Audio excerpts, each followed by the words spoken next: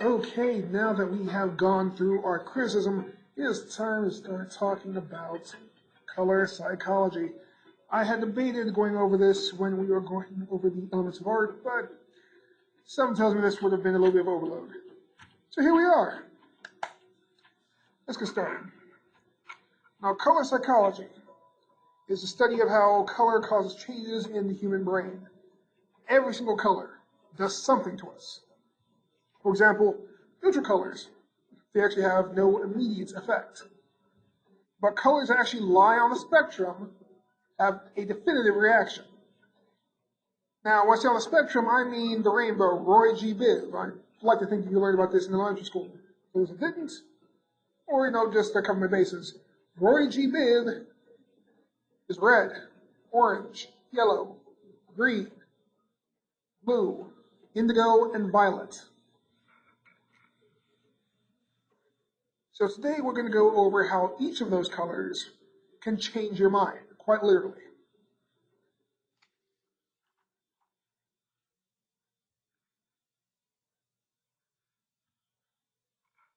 Now for this one you will need some colors. I don't care if it's markers, crayons, or color pencils. I'll just suggest color pencils since you can actually blend with them.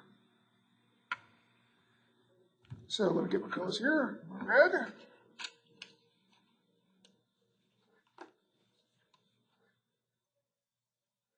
Orange. Yellow. Green.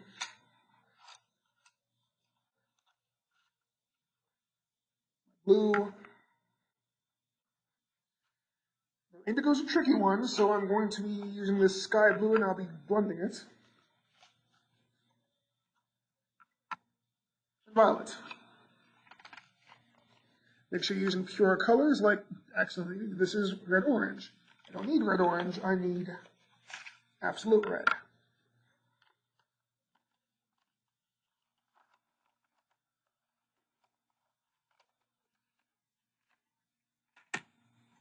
So, let's start from the top.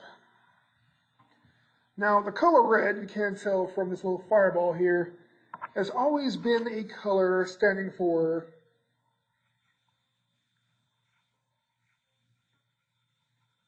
aggression, or just say anger. Is a color that's supposed to get the blood pumping. That's why, okay, this is not why blood is red, but it does lead into it. Now, I say anger just to cover my bases, but really our aggression is the real meaning.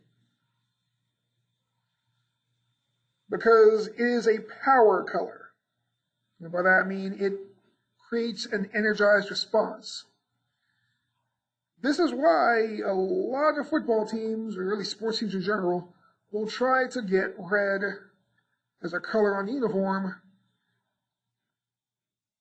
because it drives aggression in its players. Look at our own football team. In a sense, you can say those are on B team that normally have to wear red get it because red adds an additional energy boost to how they perform. The reason that the A teams wear more navy blue is because they are the A team. They should need the extra boost.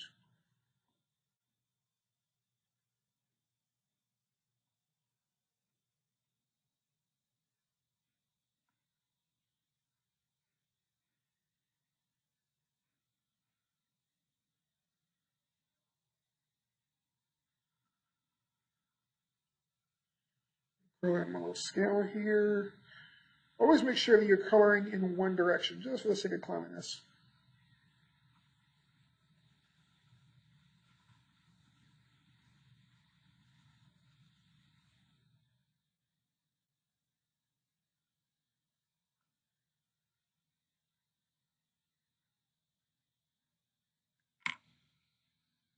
And next up on our scale, the spectrum here, we have orange.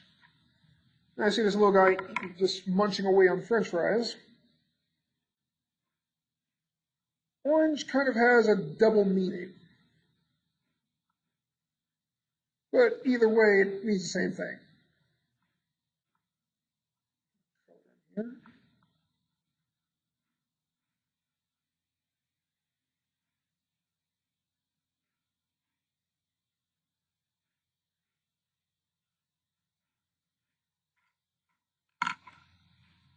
I'll put some down here and see if you can recognize it.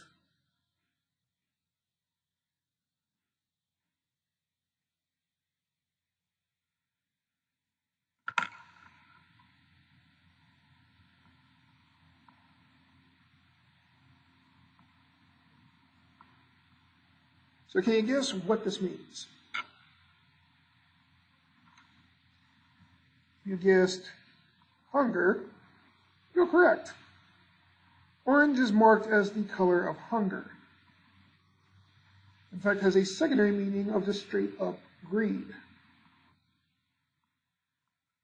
Now, there's a reason why I made sure that the little bag of fries here was colored red and yellow. It's not simply the color of McDonald's. What do these two colors make when mixed together? Orange.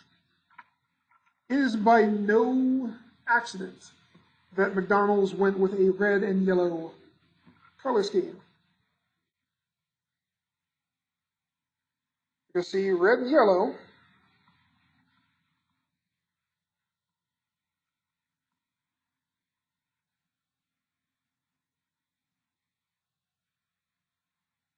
take advantage of a little thing called visual mixing.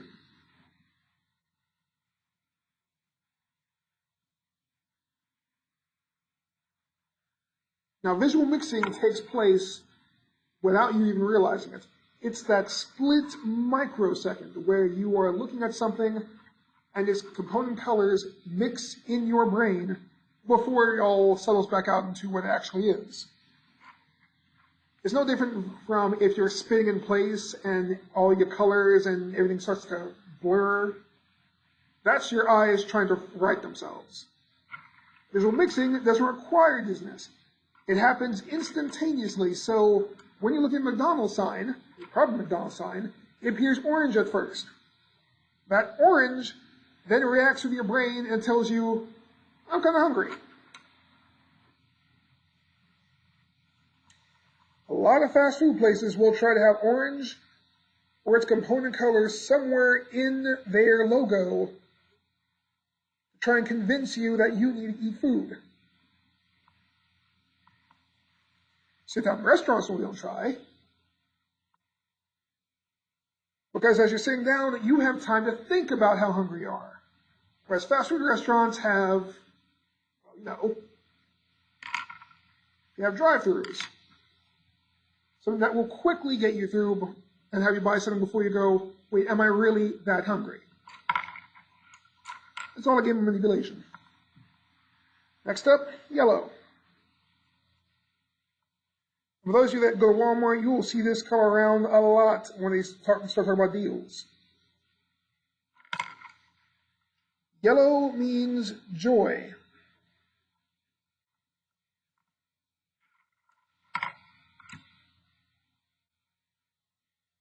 Like red, it is an energizing color.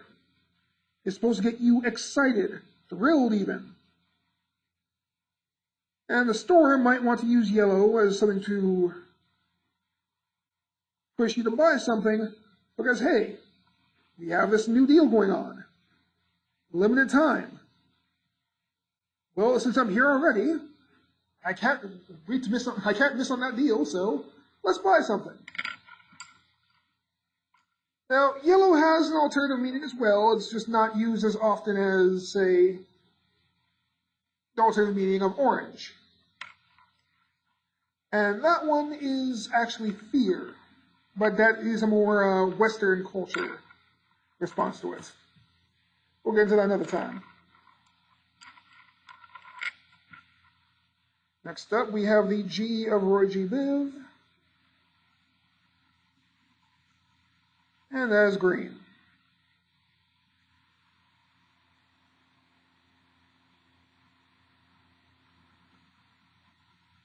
Now, green is meant to be a calming color. It's earthy. It's grounded. When people see it, it calms them down and makes them feel that, you know what, maybe everything's not so bad.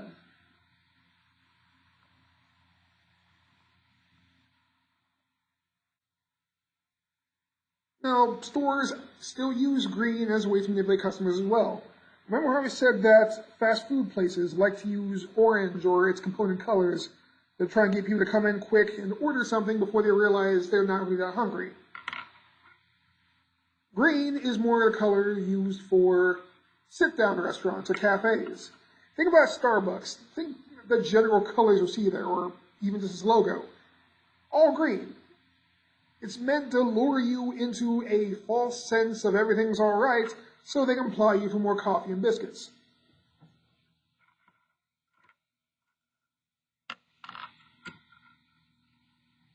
Or think of Olive Garden, which uses green as its logo color.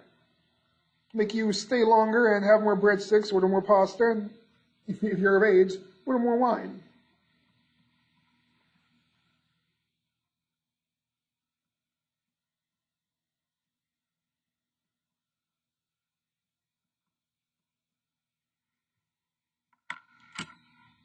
Now, if we say that everything over here are energetic colors,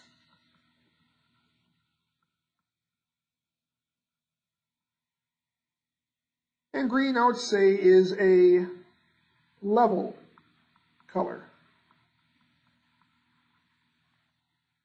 Everything on this side is more, let's say, depressing. I don't mean depressing, or actually, let me not use that word. Let's try de-escalating.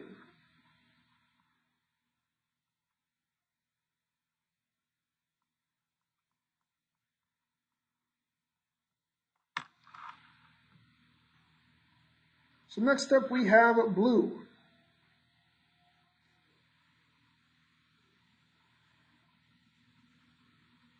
And I might have heard this growing up, you know, why you feeling so blue, why you looking so blue.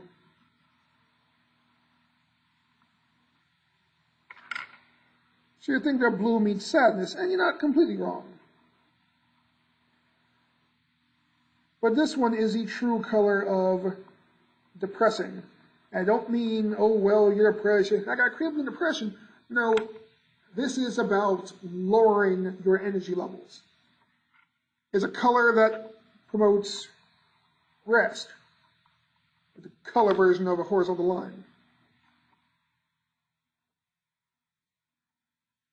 It makes you feel at ease just like green does, but to a way stronger level. Green makes you want to sit down and smell the roses. Blue makes you want to sit down and maybe take a nap. Indigo, this one is always the toughest one because indigo is a hard color to define, admittedly. For one thing, it's not really sky blue, it's more of a violet mixture.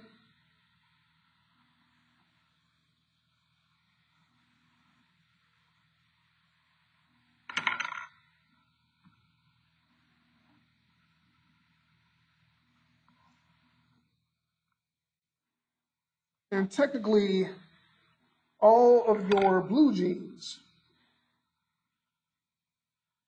don't use blue dyes, they use indigo dyes.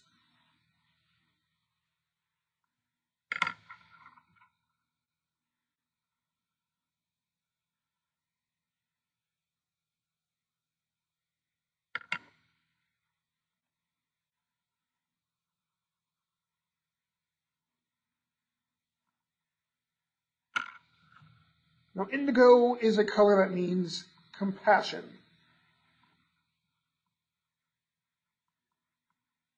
Or empathy. It kind of just goes with everything. It's not so woefully defined by itself, but it helps with the definition of everything else around it.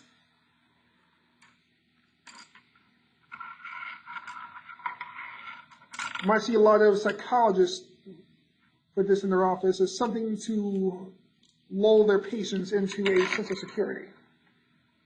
That this person can be trusted, or you are safe here. Finally, we have violet.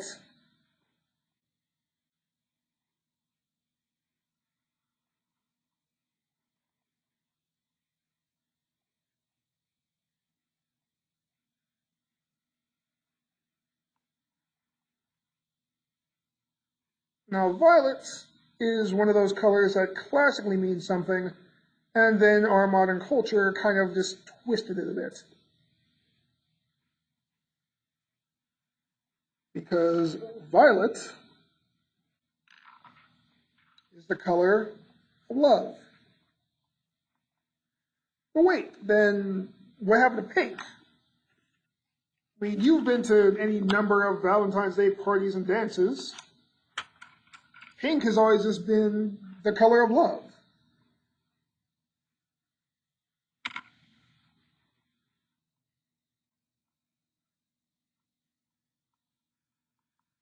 Here's the thing. They both are, and yet are not. They were separated out to mean two different things. Violet is still love.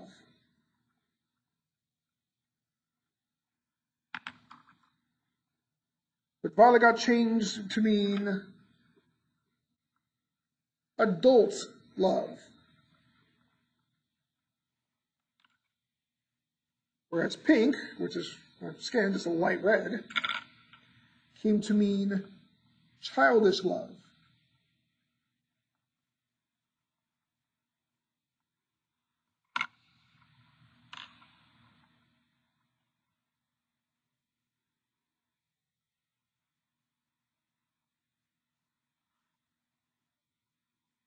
So this is what you take it into the girl you like at school, or the boy you like at school, whichever you are interested in. And this is what your parents deal with.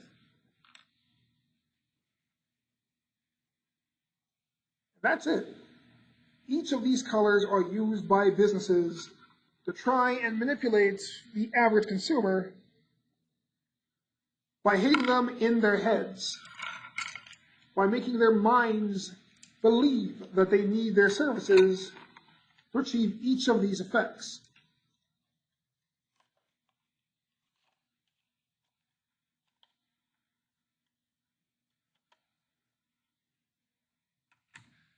Now, some of you might be wondering then, so what happened to white and black? Well, what do you think about that?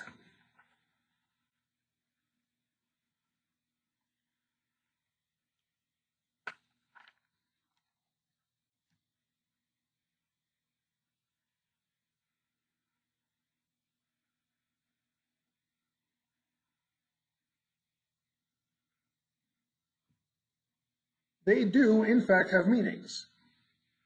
Now, remember though, white and black, along with gray, are neutral colors. So they really shouldn't have a meaning, right? And by all technicality, that's correct.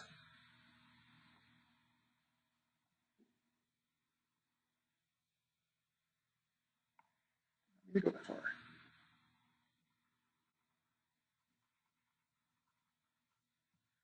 I'll use it anyway.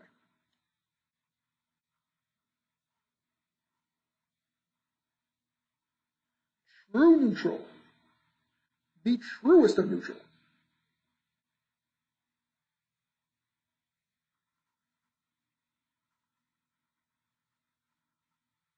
Gray.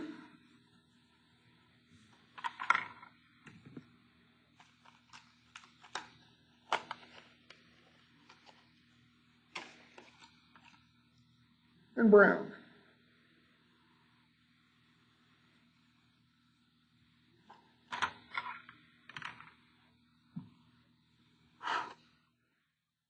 Now gray is absolute neutral.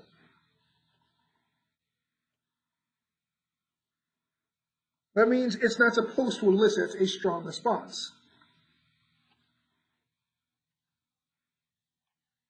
Look at all the walls in the school. Look at walls in the hospital.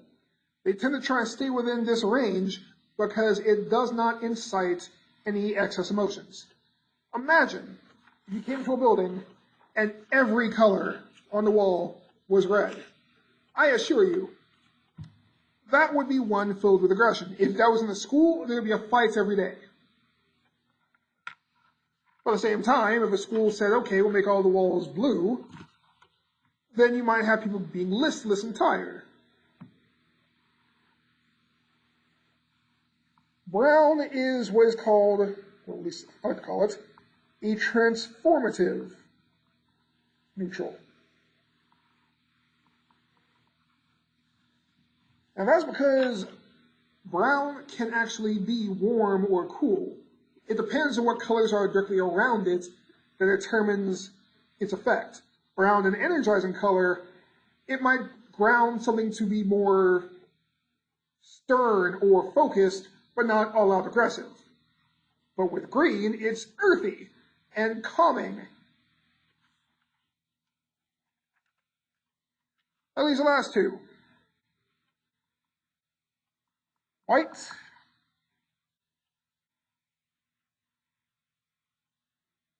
and black.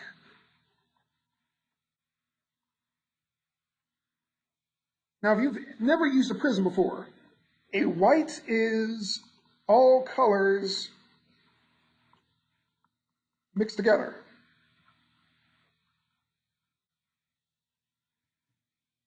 Whereas black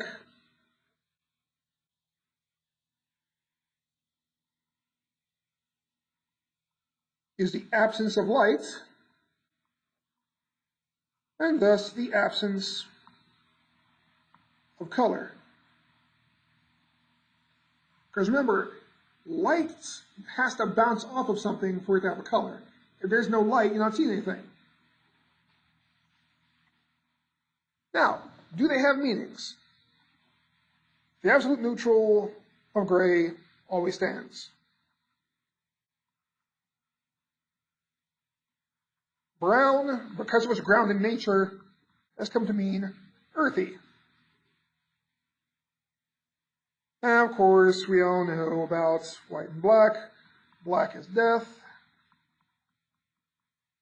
and white is life.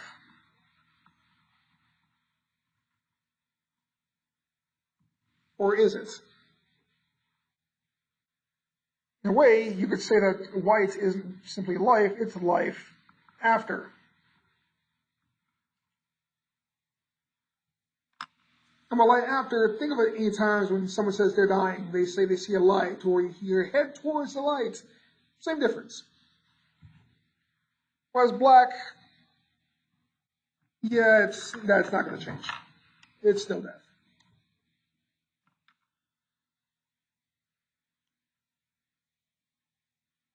So next time, we are going to go into some other color meanings.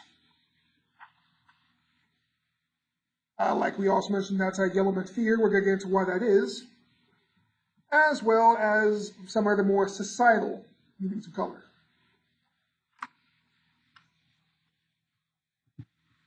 Good luck, and have a nice day.